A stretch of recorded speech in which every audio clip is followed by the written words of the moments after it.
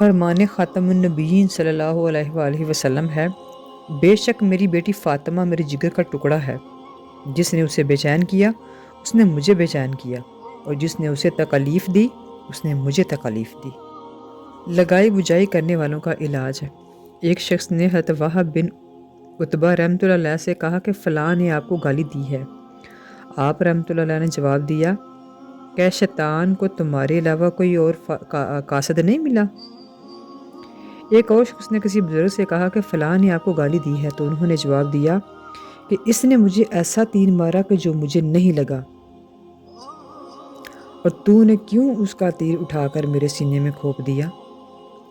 ایک شخص نے امام شافعی رحمۃ اللہ علیہ کے پاس آیا اور کہنے لگا کہ فلاں شخص آپ کو گالیاں دیتا ہے اور باپ کی برائیاں کرتا رہتا ہے۔